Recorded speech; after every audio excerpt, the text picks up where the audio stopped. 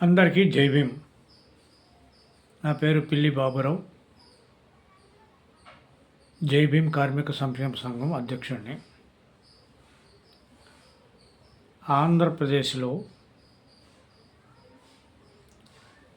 SC వర్గీకరణ గురించి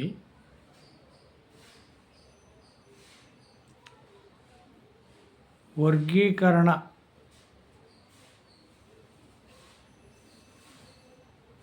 విషయంలో సోదరుడు మందాకృష్ణ మాదిగ అన్నకి చంద్రబాబు ఊతమిచ్చి ఉపాయం చేసి ఎస్సీలో ఉన్న 59 కులాలను చీల్చి వారు విన్యాసం ఆడేదానికోసం ఊతకర్రగా ఉపయోగపెట్టుకున్న మందకృష్ణ మాదిగ సోదరుడు 30 సంవత్సరాలు తాను ఇష్టానుసారంగా విన్యాసాలు చేస్తూ ఎస్సీల ఐక్యతను దెబ్బతీస్తూ ఆయన సొమ్ము చేసుకుంటున్నాడు. అది కరెక్ట్ కాదు. మనకు స్వాతంత్ర్యం వచ్చినప్పుడు భారతదేశంలో దళితుల సంఖ్య 2 కోట్లు. 75 సంవత్సరాల తర్వాత 20 కోట్ల మంది అయ్యారు భారతదేశ వ్యాప్తంగా. ఆనాడు 2000 మంది జనాభా ఉన్నప్పుడు 15% రిజర్వేషను అమల్లో ఉంది. ఇప్పుడు 20 కోట్ల మంది జనాభా అయినా కానీ రిజర్వేషన్ పెంచాలి అన్న నాథుడు లేడు, దళిత నాయకుడు లేడు. వర్గీకరణ నాయకుడు ఎదిగాడు, అల్లరి చేశాడు. ప్రతిఫలంగా ఆధిపత్య కులాలకు సంబంధించిన రాజకీయ పార్టీల అధికారంలో ఉన్న కులాల వారు దళితుడు వాడు మాదిగ నాకు అనవసరం, ఎరా నా కొడక నిన్ను కులం పేరు అడిగి తన్నాలరా అనే స్థాయికి వాళ్ళు ఎదిగారు. విభజించి మనము ఈ స్థాయికి దిగజారాము. కొన్ని ప్రాంతాల్లో అయితే వాడు మాల కావచ్చు, మాదిగ కావచ్చు. ఇప్పుడు మందకృష్ణ మాదిగలాగా విడివిడిగా మాలలు వేరు మాదిగలు వేరు అనకుండా వాళ్ళు ఐక్యతతోటి మాలోడు దొరికినా మాదిగోడు దొరికినా ఆ ఉపకులాలు ఎవడు దొరికినా తన్ని నెత్తిన ఉచ్చబోస్తున్నారు, నోట్లో ఉచ్చబోస్తున్నారు. ఇది మందకృష్ణ మాదిగ ఉద్యమాల ద్వారా ఈ ఘనత ఆయనకే దక్కింది. ఈ రోజున చంద్రబాబు వర్గీకరణ కమిటీ ఒకటేసి మళ్ళీ ఆంధ్రప్రదేశ్లో ఒక విన్యాసం ఆడుతున్నాడు. చంద్రబాబు కానీ జగన్ కానీ మరి ఏ లింగడైనా కానీ సీఎం పదవిలో ఉన్న భారతదేశంలో ఎన్ని రాష్ట్రాలు అయితే అన్ని రాష్ట్రాలలో కూడా సీఎం పదవిలో ఉన్న ఆధిపత్య కులాల వారు గుండె మీద చేసుకొని చెప్పాలి, ఈ 75 ఏళ్లలో ఏ సంవత్సరంలోనైనా 15% రిజర్వేషన్ను మాల మాదిగ వారి ఉపకులాలు పూర్తి చేసినట్టుగా. ఒకళ్ళు ఎక్కువ తినొచ్చు, ఒకళ్ళు తక్కువ తినొచ్చు, మొత్తానికి 15% రిజర్వేషను తిన్నారు అనేది ఏమన్నా రికార్డు ఏమన్నా ఉందేమో ఈ మాదిగ సోదరులు కానీ మాల సోదరులు కానీ వివరాలు ఏమైనా తీసుకున్నారేమో మాకు చెప్పాలి. రెండోది 2005లో సమాచార హక్కు చట్టం ఎప్పుడైతే మనకి వచ్చిందో ఆ చట్టాన్ని 2006లో వినియోగించి నేను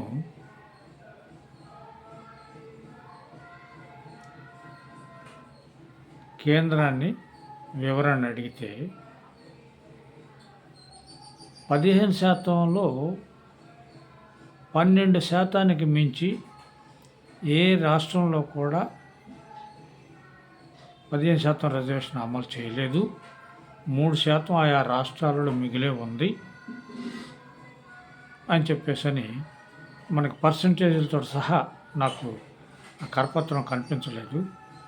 కరపత్రంలో వేసాను. మళ్ళీ ఒకసారి కరపత్రం దేవులాడి మేము ముందుకు వస్తాను. వివరంగా వాళ్ళు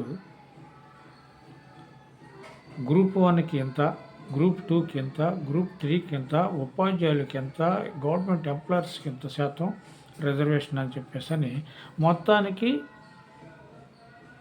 ప్రొఫెసర్తో సహా 12% మించలేదు అని చెప్పేసి ఇచ్చారు. మరి ఆ 3% ఇతర రాష్ట్రాలతో వద్దులే, మనం ఉమ్మడి ఆంధ్రప్రదేశ్ గురించే చెప్పుకున్నాం.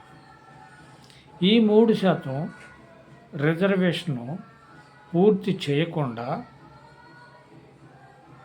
ప్రభుత్వాలుంటే, అగ్రకుల ఆధిపత్య కులాలు అధికారంలో ఉంటే, మందాకృష్ణ మాదిగ ఆ 15% కూడా, ఆ 3% కూడా రిజర్వేషన్ పూర్తి చేసిన తర్వాత ఇదిగో మాలలు 12% తింటున్నారు, మాకు 3% వస్తుంది, లేకపోతే 4% వస్తుంది, లేకపోతే 5% వస్తుంది, మాకు చాలట్లేదు, మీరు వర్గీకరణ చేస్తారా, లేకపోతే జనాభా ప్రాతిపదికన రిజర్వేషన్ పెంచుతారా? మొన్న ఈబీసీ నరేంద్ర మోడీ గారు 3% ఉన్న అగ్ర కులాల వాళ్ళకి 10% రిజర్వేషన్ పెంచారు, అట్లాగే మాకెందుకు పెంచరు అని చెప్పేసి నిలయటానికి అవకాశం ఉంటుంది. మనం ఇచ్చే 15%లో 3% వాళ్ళకే వదిలిపెట్టి 12% మనం తింటే 12%లో మరి మాల కులస్తులు మాదిగల కన్నా ఎక్కువ తింటున్నారేమో. మరి తింటున్నారని ఖచ్చితంగా నేను అనటానికి వెళ్ళలేదు, దానికి ప్రతిపాదన ఏం లేదు. దానికి ప్రభుత్వం నుంచి మనం ఆర్టీఐ ద్వారా సేకరణ చేయాల. మాలలు ఎంత తింటున్నారు, మాదిగలు ఎంత తింటున్నారు, ఉమ్మడిగా ఎస్సీ రిజర్వేషన్ ఎంత అనుభవిస్తున్నారు అనేది వివరాలు నేను తెలంగాణ రాష్ట్రానికి, ఆంధ్రప్రదేశ్కి ఆర్టీఐ ద్వారా పెట్టాను. అవి రేపు వచ్చే నెలలో రావచ్చు. వస్తే వాటి గురించి కూడా వివరంగా చెప్పగలుగుతా. అయితే ఇప్పుడు ఈ కమిటీలో ఎస్సీ వర్గీకరణ జరిపేదానికి ఎలాంటి అవకాశం లేదు. పూర్తి వివరాలు తెలుసుకోకుండా కమిటీ వాళ్ళు కూడా మరి ఎస్సీలో 15% రిజర్వేషన్లో ఉమ్మడిగా మాదిగలు మొత్తం కలిసి 15% రిజర్వేషన్ తింటున్నారని చెప్పేసి రికార్డు చూపిలే వాళ్ళు. ఇందుట్లో మాలలు ఎంత తింటున్నారు, మాదిగలు తక్కువ తింటున్నారు అనేది కూడా చూపించాలి. అప్పుడు వాళ్ళు చూపిస్తే దాని ప్రకారంగా మాలలు కానీ మాదిగలు కానీ ఆ కమిటీలో మేము ఇవ్వాల్సిన వివరాలు మేము ఇవ్వడానికి అవకాశం ఉంటుంది. అది ఏమీ లేకుండా గుడ్డెత్తిపోయి సేలో పడినట్టుగా అతను రాజకీయంగా చంద్రబాబు ఆ ప్రకటన ఇవ్వటం, వీళ్ళు బలో అంటే చలో అని చెప్పేసి అని కమిటీలుగా వెళ్ళి లేఖలు ఇవ్వటం కరెక్ట్ కాదు. మరి తెలంగాణలో కూడా ఎప్పుడైతే సుప్రీంకోర్టు ఆర్డర్ వచ్చిందో ఆయా రాష్ట్ర ముఖ్యమంత్రులు వర్గీకరణని అమలు చేసుకోవచ్చు అని చెప్పేసి ప్రకటన ఇచ్చిందో వెంటనే మరి రేవంత్ రెడ్డి గారు మాదిగలను మేము నరేంద్ర మోడీ అట్లయితే వాటేసుకొని ఓదార్చాడో అట్లాగే అసెంబ్లీలో వాటేసుకొని ఓదార్చాడు మాదిగల్ని. వాళ్ళకి నేను అది చేస్తా, ఇది చేస్తా, అది చేస్తా అని చెప్పేసి అది రాజకీయం. ఏం చేస్తావు మాదిగలకి? మాలలు ఏం చేస్తున్నారు అంటే, ఉమ్మడి ఆంధ్రప్రదేశ్లో కమ్మ, రెడ్డి ఇప్పుడు దాకా 75 ఏళ్ళు పాలించిన దాంట్లో వాళ్ళే ఉన్నారు. ఈ 75 ఏళ్లలో ఏ కమ్మవాడైనా ఏ రెడ్డివాడైనా ముఖ్యమంత్రిగా ఉంటే మాలలు వారిని నిలేసి దౌర్జన్యం చేసి బెదిరించి ఎస్సీ రిజర్వేషన్ ఎక్కువ ఫలాలు పొందారా? లేకపోతే మాలలకి ఏమన్నా బంధువుల వాళ్ళు? మాలలకి, రెడ్లకి, కమ్మళ్ళకి కంచం పొత్తు మంచం పొత్తు ఉందా? కంచం పొత్తు మంచం పొత్తు ఉంటేనే కదా మాలలకి అంత అనుభవం, అంత ఎస్సీ రిజర్వేషన్ లబ్ధి పొందటానికి అవకాశం ఉండేది. మాదిగోడంతో మాలోడంతే కదా. వీళ్ళిద్దరు కూడా ఆ గ్రామానికి ఆ శివరణ ఒకడు ఈ శివరణ ఒకడు ఉండేవాడే కదా. వాళ్ళ రాజకీయం కోసం. కాకపోతే మాలలో చదువుకున్న వాళ్ళు ఎక్కువ ఉన్నారు. వాళ్ళకి కులవృత్తి లేదు కాబట్టి వాళ్ళు బ్రిటిష్ పుణ్యాన, బ్రిటిష్ పాలనలో వాళ్ళు ఆర్సిఎం చర్చి తరపు నుంచి విద్యను అభ్యసించబట్టి వాళ్ళు ఈ రోజున కొంచెం అధికంగా విద్యావంతులయ్యారు. మాదిగలకి చేతి వృత్తి ఉంది కాబట్టి ఆ చేతి వృత్తి ఎంత ఘనమైందో తెలుసా? శత్రువుకైనా కానీ అరికాలుకి ముళ్ళు గుచ్చుకోకుండా రక్షణ కల్పించటం అనేది ఎంత మానవత్వమో తెలుసుకోండి. చెప్పులు కుట్టడం అంటే అది నా చర్మం వలసి నేను చెప్పులు కుట్టుతున్నాను అన్నంతగానే అనుకోవాలి. శత్రువుకైనా కానీ చెప్పులు కుట్టిస్తున్నాడు మాదిగ సోదరుడు. అది గొప్ప వృత్తి. ఆ మాదిగలు చట్టసభల్లో మంత్రులుగా ఎదిగిన వాళ్ళు ఉన్నారు. మందాకృష్ణ మాదిగ ఉద్యమం తర్వాత కొంచెం అధికంగా మాదిగలు రాజకీయంగా ఎదిగిన వాళ్ళు, మంత్రులుగా ఎదిగిన వాళ్ళు ఉన్నారు. ఏనాడైనా మాదిగ మంత్రులు గుర్తుంచుకోవాలి, మాదిగ సోదరులు కూడా గుర్తుంచుకోవాలి. అసైన్మెంట్ భూములు ఎమ్మెల్యేలు, మంత్రులు, ఎంపీలు ఏదో ఒక పరిశ్రమ పేరు పెట్టి 100 ఎకరాలు దెంగుతుంటే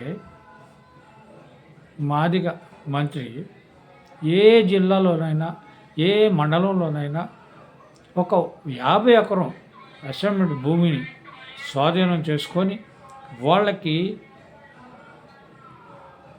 తోలు పరిశ్రమ, చెప్పుల పరిశ్రమ పెడితే చదువుకున్న వాళ్ళు, చదువులేని వాళ్ళు, నైపుణ్యం కలిగిన వృత్తిదారులు వాళ్ళు చెప్పులు, బూట్లు రకరకాలు తయారు చేస్తారు.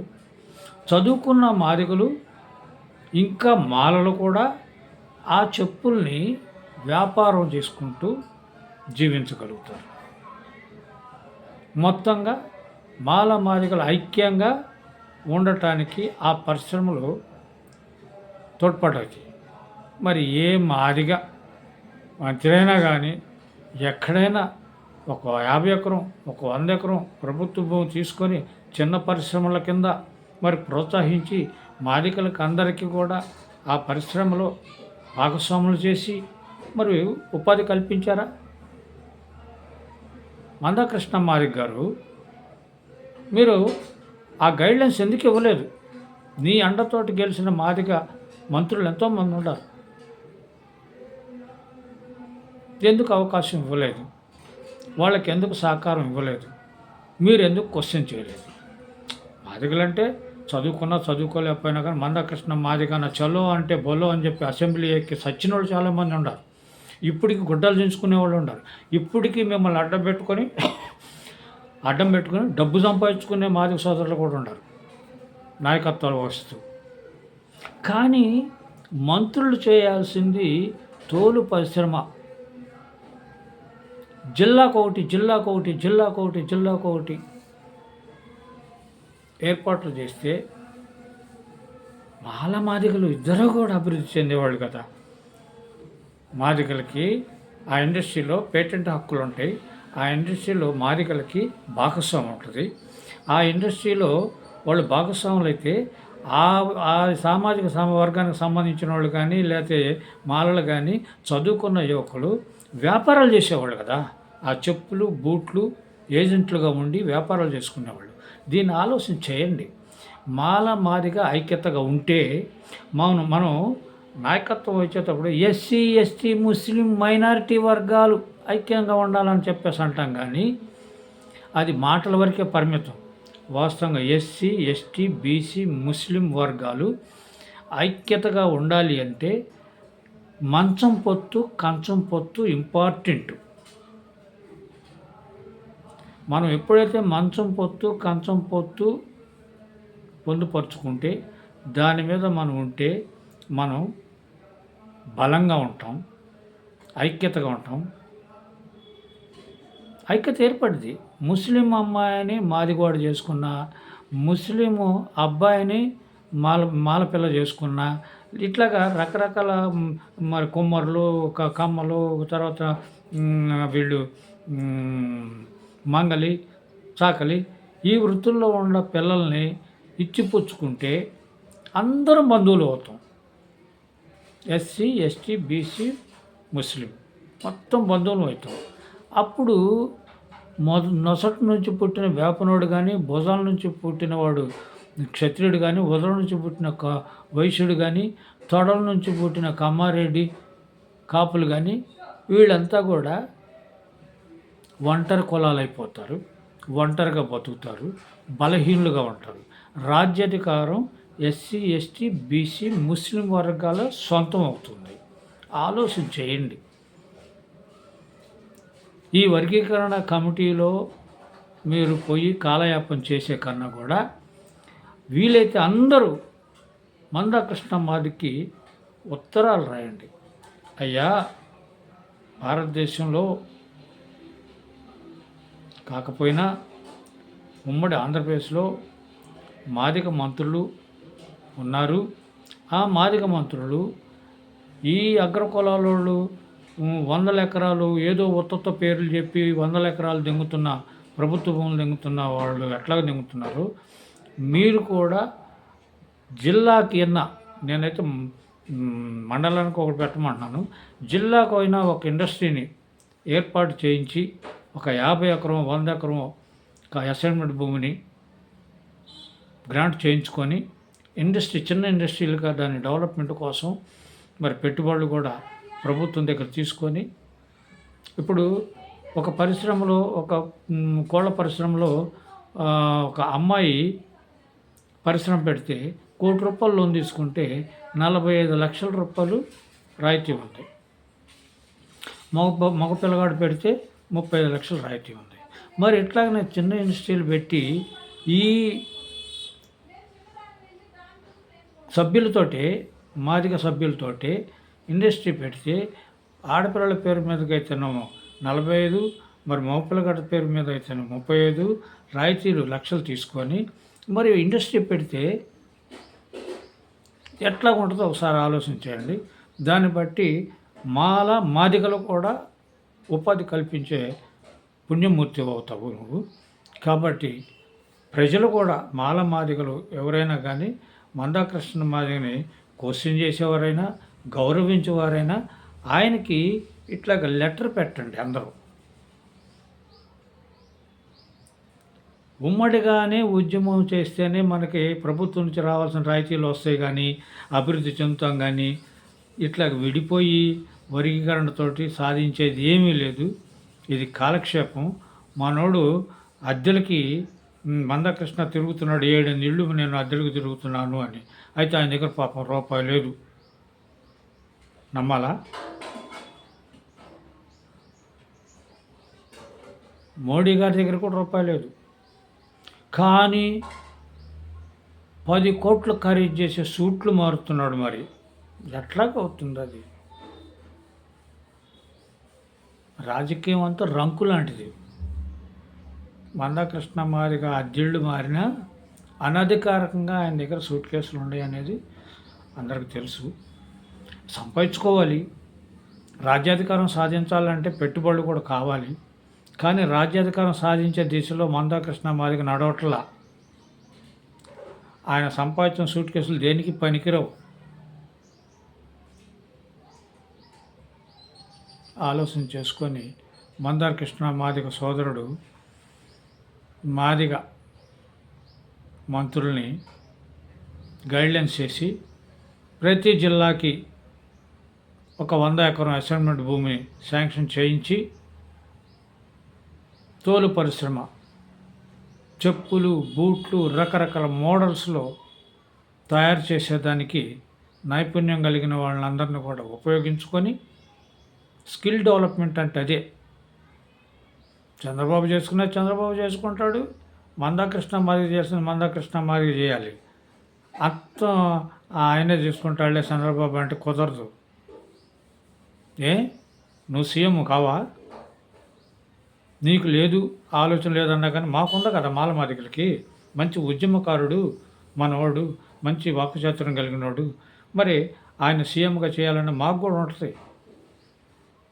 నీకేమో చంద్రబాబు సీఎం అయితే చాలు, మోడీ సీఎం అయితే చాలు, రేవంత్ రెడ్డి సీఎం అయితే చాలు అని నీకున్నా కానీ మాకు నిన్ను ముఖ్యమంత్రిని చేయాలనే ఆలోచన కూడా ఉంది.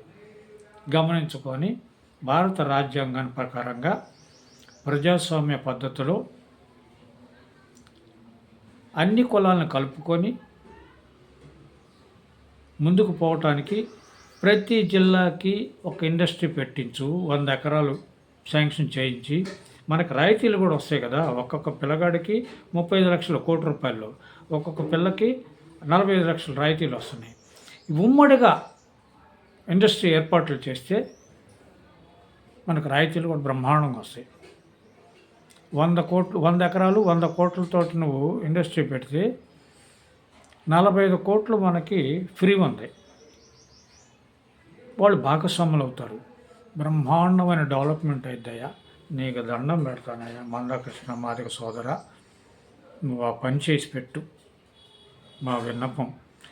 మరి అభిమానులు కూడా, మాదిగ సోదరులు కూడా, మరి మాదిగ సోదరుల మీద, మందాకృష్ణ మీద తిరుగుబాటు మాల సోదరులు కూడా, అందరూ కూడా మీరు మందాకృష్ణ మాదికి ఇండస్ట్రియల్ డెవలప్మెంట్ కోసం భాగస్వాములు చేసి ప్రతి జిల్లాకు ఒక ఇండస్ట్రీ, తోలు పరిశ్రమలు ఏర్పాట్లు చేయాలని చెప్పేసి లెటర్లు రాయమని చెప్పేసి జై భీమ్ కార్మిక సంక్షేమ సంఘం అధ్యక్షుడు పిల్లి బాబురావుని విన్నవించుకుంటున్నాను. జై భీమ్.